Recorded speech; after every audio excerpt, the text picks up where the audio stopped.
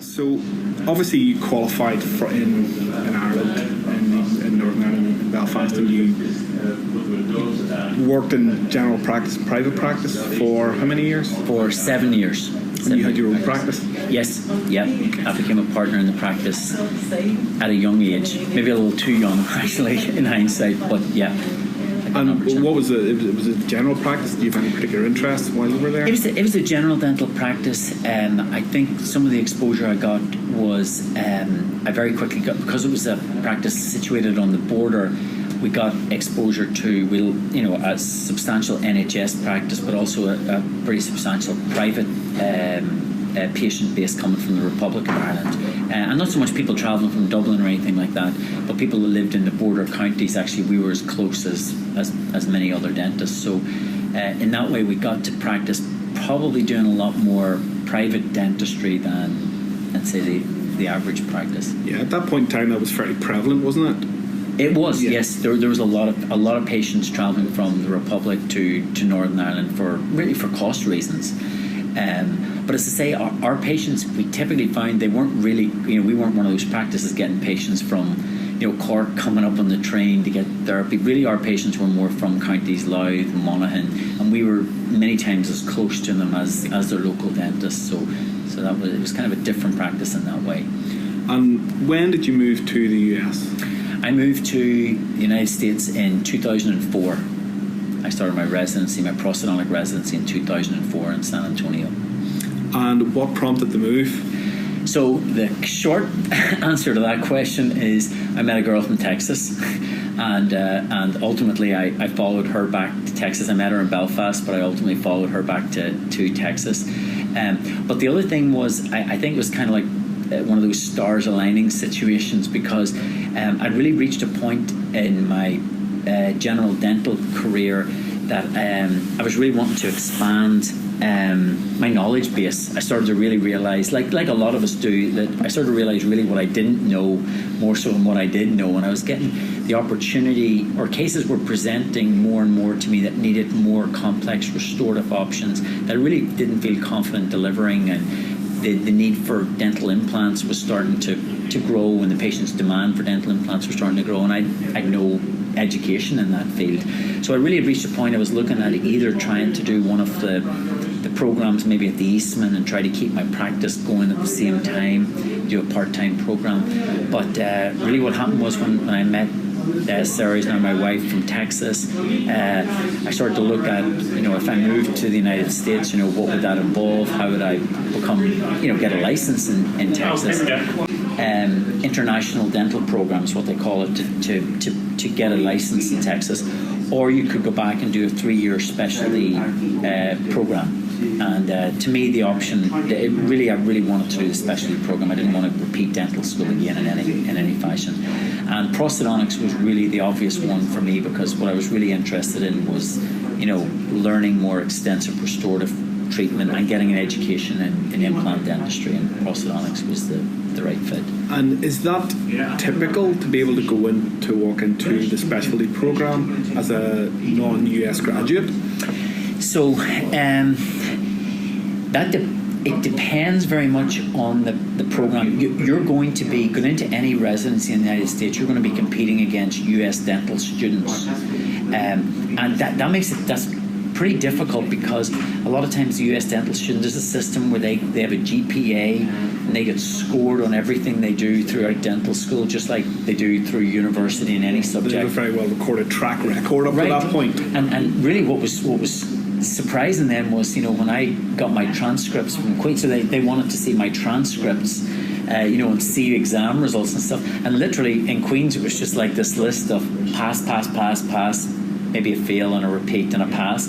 And, but ultimately it was a pass degree. So it was either, in Queen's you got honours, or you got, and so that made it hard, because the residencies directors who are trying to recruit residents, they're trying to get a feel for your educational background, and so that made it a little trickier. But really what helped me, I have no doubt when I look back in perspective on my acceptance to San Antonio, was there had been 3 other Irish trained dentists who had done the prosthodontic residency over the 15 years before I went, and all of them had done well in the program. So I have no illusions that I get on their coattails.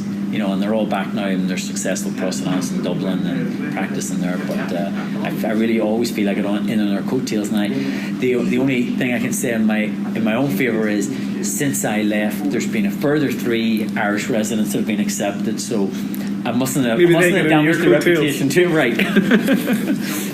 So your training is implants and restorative dentistry and prosthodontics. So how did you get into the sleep end of things? Oh yeah, so as part of the prosthodontic residency, specialty residency, you have to do a master's research project, you know, and do research and get it published and present a thesis and get a master's.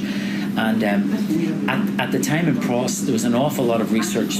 You know, a lot of people were doing testing things on Instron machines or looking at bone cells growing with implants. None of that really interested me. I really wanted to do something clinical. And one of my mentors was retired from the Air Force. He was a prosthodontist in the Air Force, and he told me about the treatment of sleep apnea and snoring with oral appliances. And they were fitting them. They've been fitting them for years in the Air Force.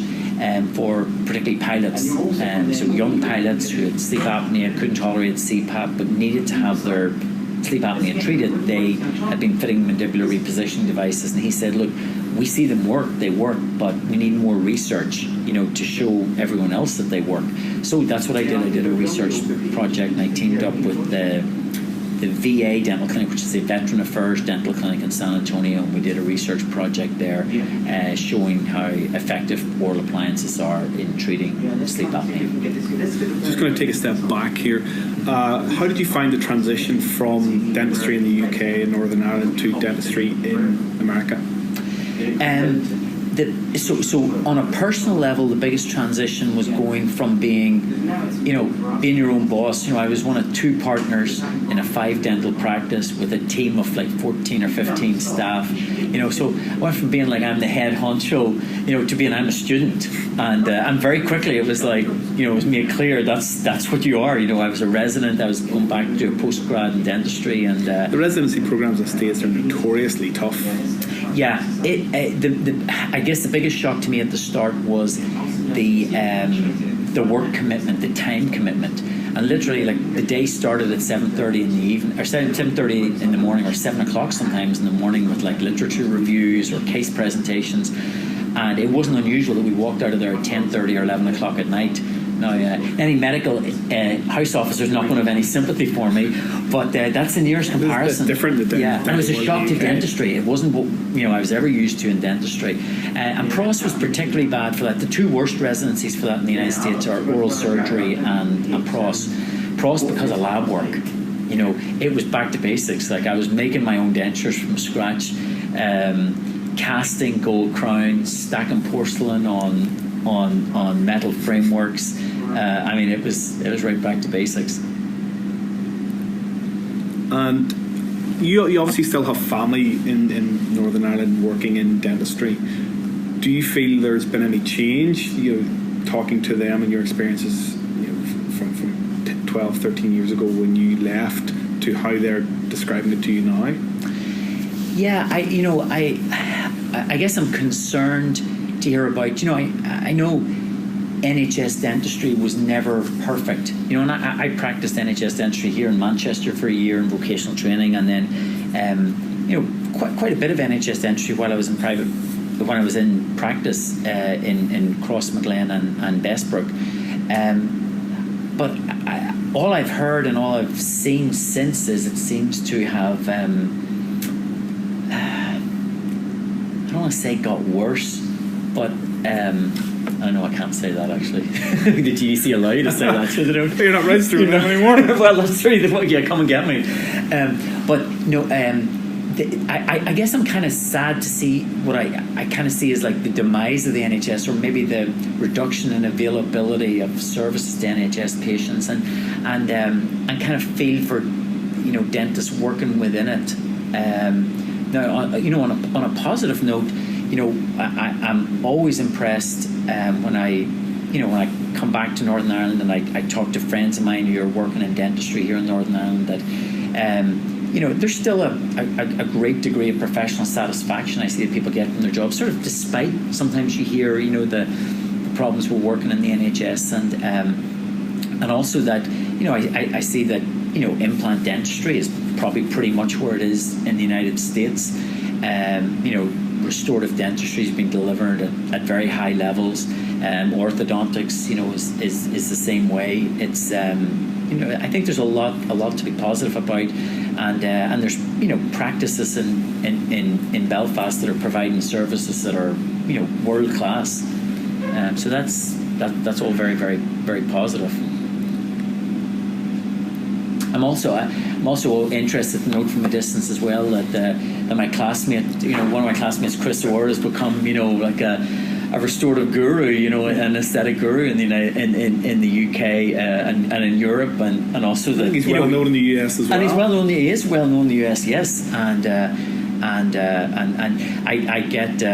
have the pleasure recently of hanging out with him, you know, at a couple of national meetings over there, the AES meeting we both attended in Chicago in February, and it was great catching up. It was kind of like time had stood still, but it was literally, we had not laid eyes on each other or spoken in 20 years. And we caught up at the AES meeting, and a lot had changed, but some things had just stayed the same, you know, especially after we had a few pints. It was kind of like not much has changed, right? What do you think, we're just going to move forward back to the topic of sleep dentistry, what do you think is a good starting point for a general dental practitioner if they're looking to potentially get involved in this, in snoring or the treatment of sleep apnea? I think probably where I have come to in this, and it's different, my view has developed sort of over like 12 years of being involved in this field, is I really now think the dentist's primary role is in screening for sleep disordered breathing. And the reason I think that's really important is I don't think other medical professionals are really doing it, are paying attention to sleep disordered breathing. So I think it's something that is, it's basically a problem that's occurring in an area of the body that we probably know better than anybody else, bar maybe our ENT colleagues. You know, it's our area. You know, it's our area of expertise.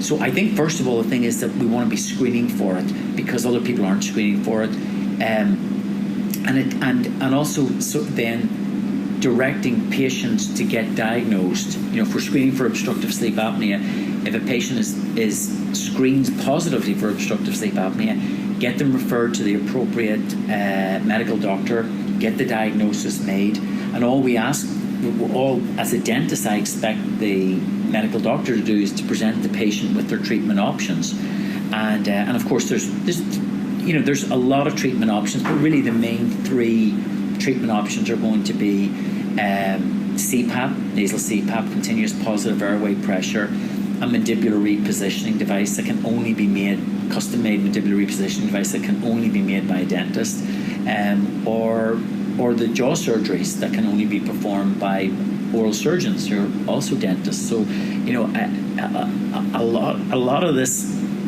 I think the screening and treatment of sleep disordered breathing, of apnea, what I mean by sleep disordered breathing is the whole group of conditions from, you know, higher upper airway resistance to snoring with higher upper airway resistance all the way through to apnea. I think screening and treatment are the big roles that dentists can have. Diagnosis of particularly sleep apnea is going to remain the purview of the medical professionals, and that's the way we want it to be. You know, it's a medical condition. There's probably not many areas within dentistry where we can have such an impact on the patient's general health. I couldn't agree more. I think in the era of comprehensive care, I don't think there's anything more comprehensive care than this. It's probably the biggest crossover between dentistry and medicine I think there is, bar none. And the fact is that there's so much in dentistry we can do. You know, with orthodontics, we can change how patients occlusion is. We can change how patients look aesthetically. But when it really comes down to it, you know, when we look at this condition, we can actually change the patient's quality and quantity of life. You know, on a very simple level, we can be the greatest marriage counsellor there is, because we can get, you know, couples sleeping together who haven't slept together in years because you get rid of their snoring, but all the way through to, you know, we can get patients off high blood pressure medications. We can get patients who are on antidepressants off antidepressants, and it's been shown that treating obstructive sleep apnea will increase the quantity of life. So that's a profound effect that dentists can have on a patient's quantity of life. Outside of sleep, what's your main sort of interest in dentistry and prosthodontics in your practice? Implant dentistry, really, and implants in all their forms and all their restorations. So all the way through to, right from single crowns built on implants to overdentures built on a couple of implants to overdentures built on 6 implants to fixed restorations replacing full arches of teeth built on implants. So implant dentistry is a large part of what I do. I still make conventional dentures, and actually I got to tell you, one of my favorite procedures is to make a patient aesthetic complete dentures. I normally like to have 2 implants on the lower. That definitely makes it a lot easier, but I still get a lot of satisfaction out of making dentures. And the other thing is, one thing I really firmly believe is denture education has to stay in dental schools, because I believe for patients to do any sort of aesthetic dentistry or complex restorative dentistry, you need to know how to build a good denture. It's kind of like, I think orthodontists need to know how to build a good denture, because they need to know where to position teeth to get good lip support and how to set things into good occlusion, all the way through to guys doing full mouth rehabs with porcelain. I think that the principles you learn in making a good denture, like smile design, is essential. And I hear the term now a lot, smile design and 3D smile design and things like that. You know what that really is? It's the principles of building a good denture. Yeah, getting the teeth in the right place. The fancy lecture, right? Fancy keynotes. That's right. If you had one piece of advice for people starting off in their dental career, young dentists, maybe like yourself, who just did VT, or maybe they're starting out in the US, what would your one piece of advice be? I would say to them, I think they are starting out in the best career there is. I still love dentistry. I love dentistry from my start at the first day in dental school. I still love it. I think dentistry opens up the scope to do so much with your career. I also would say to young dentists, don't be in a hurry to get that first paycheck, or don't be in a hurry to turn that first paycheck into a bigger paycheck. Develop your career, because you have a long time to practice out there, and gaining more education gets harder as you get older and as life gets in the way and as kids come along. The commitment to furthering your education becomes harder and harder. So if you have an inkling at all, if you're at dental school and you've just finished dental school, and the thing you really enjoyed all the way through was surgery, you couldn't extract enough teeth, and you enjoyed that aspect of it, consider an oral surgery residency, consider a specialty going in that direction. Follow your dream in dentistry, because really we're all going to be working a lot longer. There's no hurry really to get that first paycheck and start getting in and drilling and filling. Take a step back. I think we often in dentistry we paint ourselves into a corner, or we pigeonhole ourselves very quickly into either general practice or hospital roles, and it's hard to switch. Right. You made that transition. You left the country. You made that transition, but once you own a practice, or have a nice house, or have a mortgage, or have a fancy car, it's very difficult to go back and explore sort of further education, explore specialties. And one thing I really worry about young dentists in the UK is they are very keen to buy the fancy car, to have the fancy suit, to have the fancy watch, and they paint themselves into a corner where they need that next big paycheck to pay for that. They can't go back. Yes.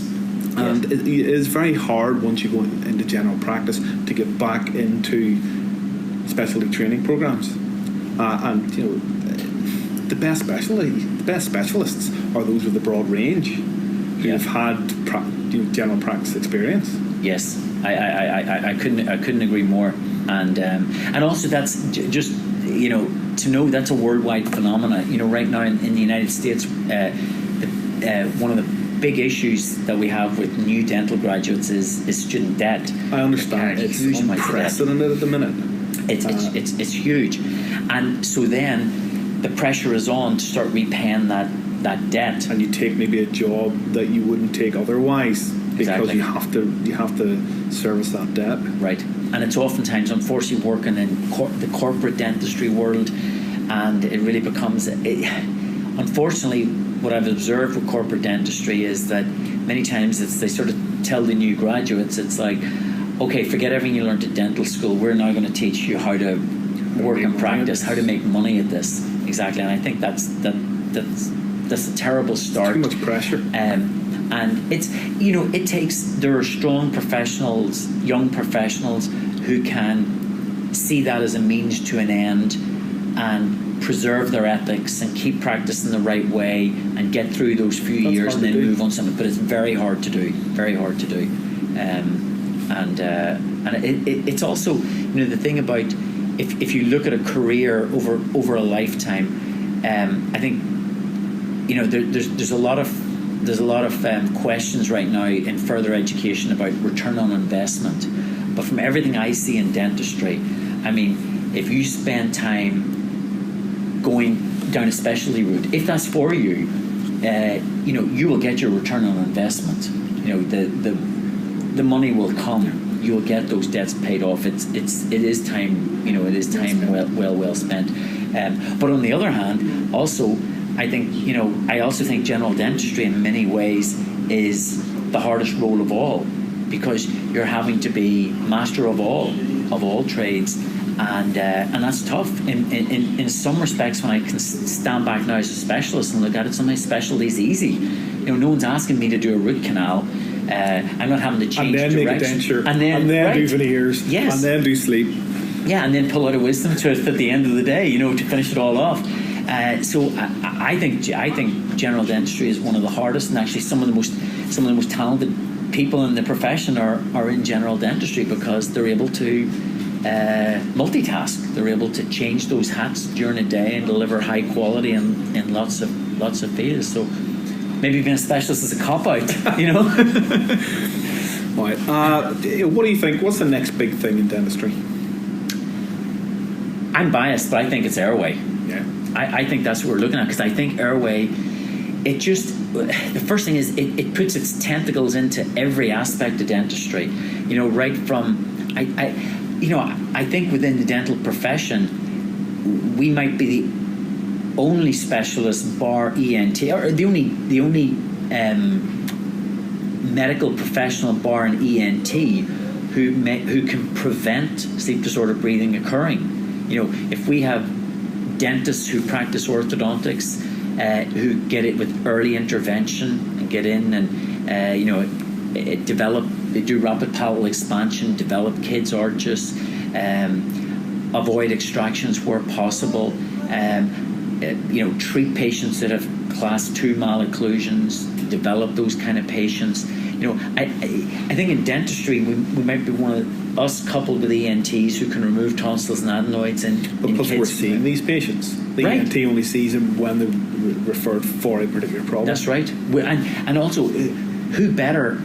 I don't know the statistics on it, but I think if we look at it, what medical professional is seeing a growing child more frequently than their dentist? If they're regularly attending the dentist for 6 month checkups, we're probably seeing them more frequently than their medical doctor.